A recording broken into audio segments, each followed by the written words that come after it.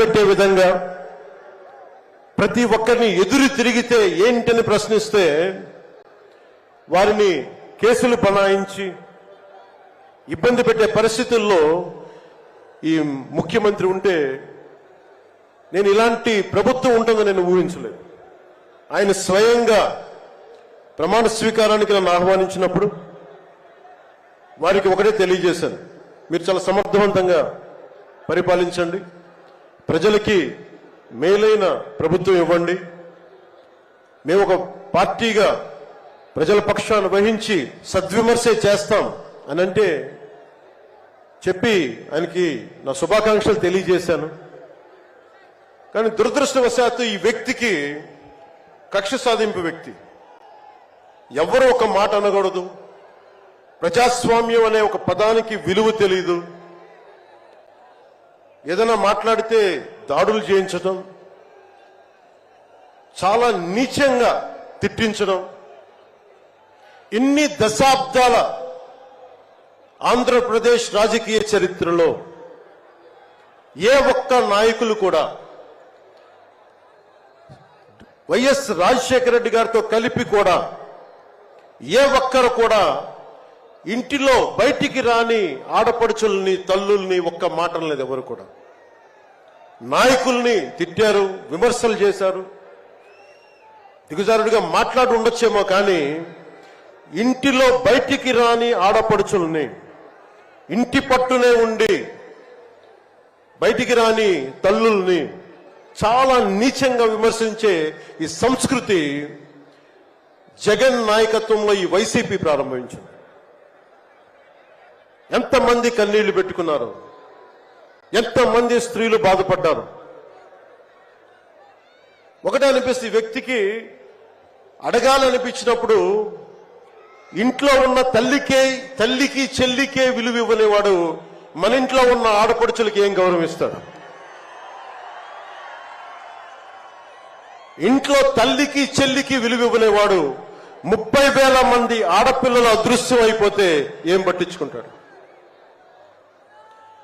మొన్న 22 ఒక సంవత్సరంలోనే ఎన్సీఆర్బీ డేటాలో దాదాపు 10,000 మంది ఆడపిల్లలు అదృశ్యం అయిపోయారు ఒక సంవత్సరంలోనే. నేను మాట్లాడుతున్నప్పుడు డేటాతోటే మాట్లాడతాను. 2.5 సంవత్సరాల క్రితం వైసీపీ వాలంటీర్ వ్యవస్థలోని కొంతమంది ఒంటరి మహిళల మీద, ఆడపడుచుల మీద డేటా సేకరిస్తున్నారు.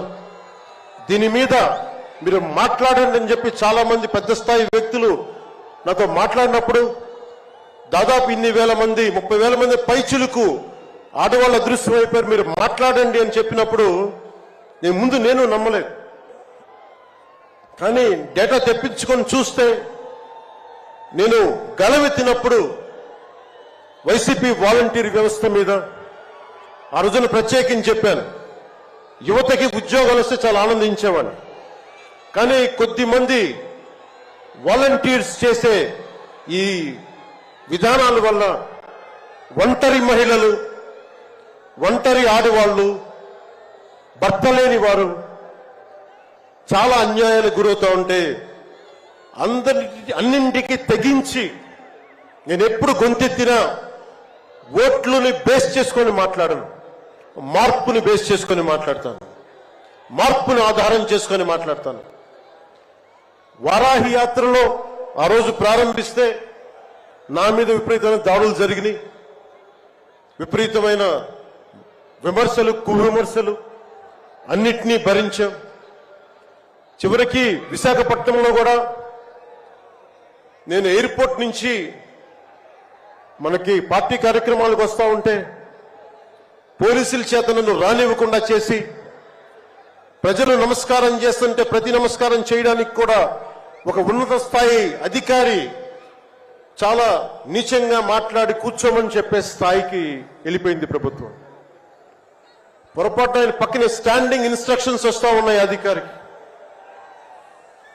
పొరపాటు ఆయనకి స్పీకర్ ఫోన్ నొక్కుకుపోయింది అధికారి మాట్లాడుతూ ఉంటే. మనందరికీ తెలిసిన మాట్లాడితే అన్నిటికీ అన్ని శాఖలకి మంత్రి అయిన ఒక పెద్ద మనిషి ఆయన గొంతు వినిపిస్తా ఉంది. ముందుకు వెళ్ళనివ్వకండి, కూర్చోబెట్టండి, ఇవన్నీ మాట్లాడుతూ ఉన్నారు ఆయన. నాలాంటి వాడికే ఇలాంటి ఇబ్బందులు వస్తే సగటు మనిషికి ఎలా ఉంటుందో మీరు ఆలోచించండి.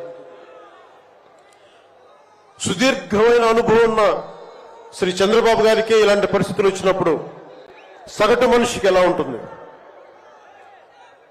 చాలా అనుభవజ్ఞులైన ఒక్కొక్క సీనియర్ నాయకులకే ఇలాంటి పరిస్థితులు ఉంటే రేపొద్దున భవిష్యత్తులో ఇంకొక మారు వైసీపీ ప్రభుత్వం వస్తే ఎవ్వరూ ఇళ్లలో ఉండలేరు, ఆంధ్రప్రదేశ్లో ఉండలేరు, పెట్టుబడులు రావు.